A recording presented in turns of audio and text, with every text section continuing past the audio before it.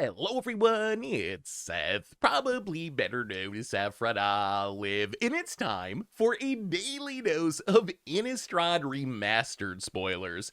So we actually got the full set of Innistrad Remastered. It was a really weird spoiler season, where it kind of was like scattershot. Wizards didn't really publish who was doing the spoilers, and they just randomly threw cards out here and there, but we got the entire set. You can see the whole thing over on MTGPreviews.com.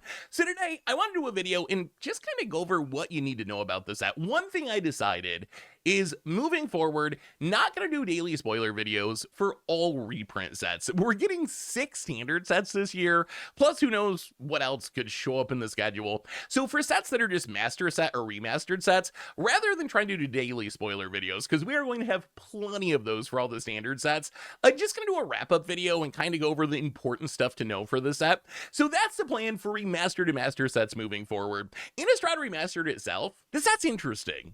It's got some super cool treatments. That is by far the coolest part of the set, is it's got these really sweet movie poster cards, some other like retro cards that we've never seen in retro frames before. But oddly, considering Innistrad is a super iconic plane, the set just doesn't really have that much value outside of these special treatments, but like the base cards just aren't worth very much, which I guess is what happens when cards like Liliana the Veil and Snapcaster Mage go from being $100 modern staples to like $10 fringe modern cards. But anyway, let's jump into this set. Here's everything you need to know about Innistrad Remastered. Before we jump into it, a couple of quick reminders. First, if you need any of these cards, you can snag them from our sponsor Card Kingdom over at cardkingdom.com/MTGGoldfish. And second, as I mentioned before, if you want to see the full set and sort it and filter it and see all the special treatments, you should head on over to MTGPreviews.com. Anyway, let's talk about everything you need to know about Innistrad Remastered.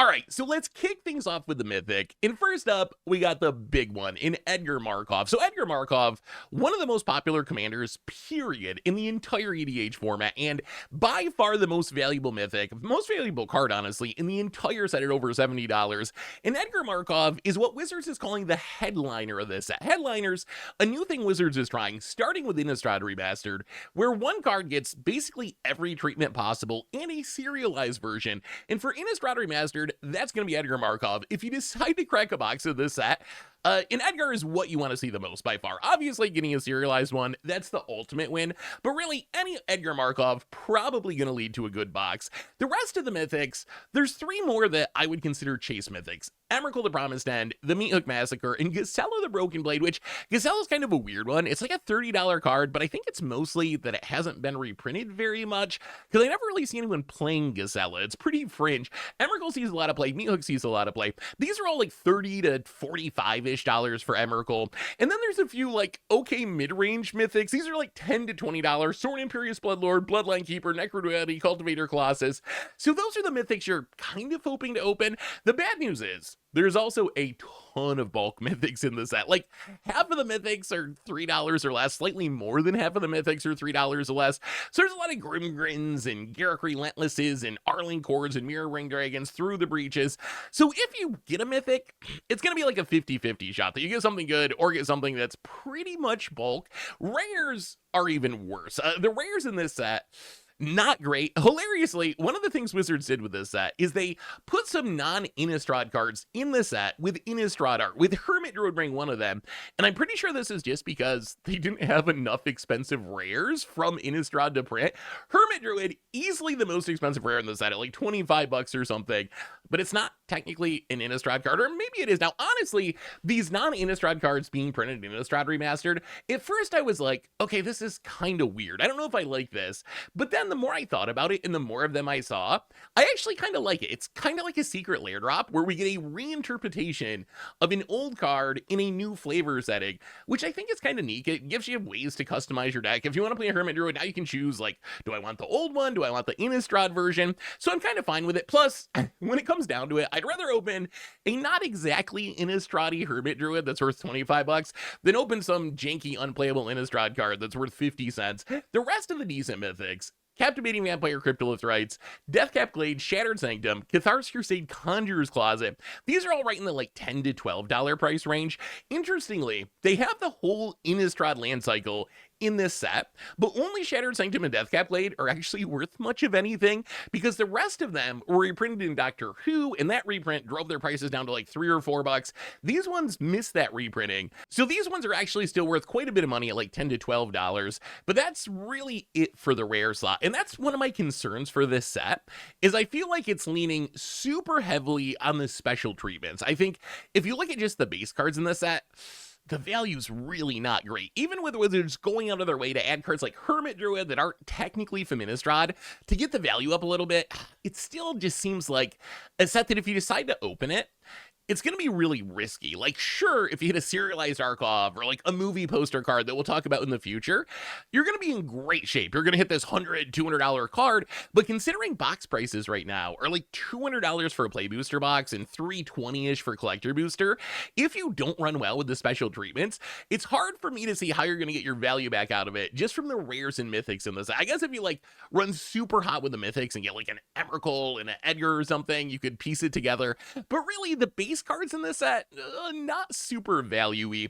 Lower rarity stuff, really just 2 cards, Blood Artist, Laboratory Maniac, Aetherwitch a couple of bucks, but not a ton of lower rarity value either. As far as special treatments, we talked earlier about how Edgar is the headliner of the set, and that means Edgar gets literally every treatment possible. So serialized Edgar, gonna be incredibly expensive. It's the only serialized card in the set. So if you get one of these, I don't know, hundreds, thousands of dollars potentially. Retro Edgar Markov with the Innistrad frame, all these cards can be really good opens. We also got some retro treatment cards, and these are kind of interesting. So there's a few cards in the set that get the retro treatment, but are not in the set proper. So like Craterhoof Behemoth, for example, there's no normal version in the set. The only way you can get a Craterhoof is the retro version that's on the retro sheet, but there's a whole bunch of these. Some of them pretty valuable, some of them, like Delver of Secrets, just has never been an old border before, and I'm sure legacy players are going to want their old border Delver of Secrets. We also get the Innistrad frame treatment. See, Bloodline Keeper, Blood Artist, there's a bunch of these as well. So this is the treatment that we first saw in Innistrad Crimson Vow, Innistrad Midnight Hunt. Wizards bringing it back, putting some new cards in it for the first time, and then we have what I think will be the most expensive non-serialized cards in the set, which are movie poster cards. So the thing about these movie poster cards, outside of looking absolutely amazing, like that Grizzlebrand looks so cool, the Gitrog, all of these actually look amazing. It looks like a secret lair drop that you can open in a booster pack. The downside of these cards is you can only get them in collector boosters. So the other stuff, the retro frames and the Innistrad Crimson Vow treatments, all that stuff, you can get in play boosters, but serialized Edgar in movie poster cards only in collector boosters. So if you want a chance at these, you're gonna have to buy the more expensive box, although I guess you can always just pick them up on the secondary market. But I think because these only come in collector boosters and they only come at a very low rate, these cards probably gonna be super expensive. We've seen some of these, like I show up in 1% of collector booster treatments in the past, have cards that are hundreds of dollars, $200, $300, $400, $600. So I wouldn't be surprised if the best of these, like Emrakul the Promised End, Meathook Massacre, or even Grizzlebrand, end up being very, very pricey because they just look super cool. And that is Innistrad Remastered. That's really all you need to know about this set. So I will say, I think buying boxy is going to be super risky for this set. I feel like you really are hoping, if you're getting a collector booster, to get like a movie poster card or a serialized card. Some of the other special treatments might be able to carry as well, but really the base set is oddly low in value. When I think of Innistrad, I think of a high value set. I think of Liliana the Veil being like $100, Snapcaster Mage being like $80, but that was a decade ago. Those cards are now like $10. So even though Innistrad's a super iconic plane and it's a great draft format and it should be super fun to play, value-wise, it really is hit a special treatment or bust, I think, unless you just manage to run super hot and hit all the best mythics in your box. Oh yeah, I also wanted to mention a few notable omissions from the set. So I've seen some people complain about not getting their favorite card in like a retro border or something, which that's always disappointing, but I'm more concerned about the value of the set because I feel like the value of the set is just not as high as I would like it to be, especially considering you're paying $200 for a play booster box, $320-ish for a collector booster box.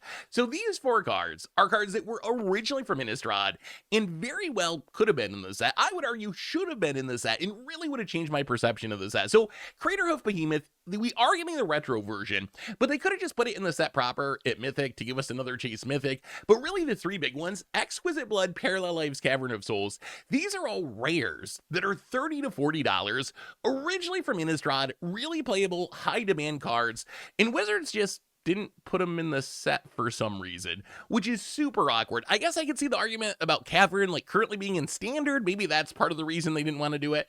But really, if we had 3 more like $30 to $40 rares in the set, the whole conversation about the value in the set would look a lot different. So instead of just printing these Innistrad cards in Innistrad Remastered and giving players what they want, Wizards instead dug back through history and found Hermit Druids and Through the Breaches, which are fine. I'm glad they added those to the set. But these cards are actually pretty glaring omissions, especially in a set that seems to me like it could use a little bit more value to make it worth its high box price. Anyway, that is Innistrad Remastered. The set's dropping in 2 weeks on January 24th.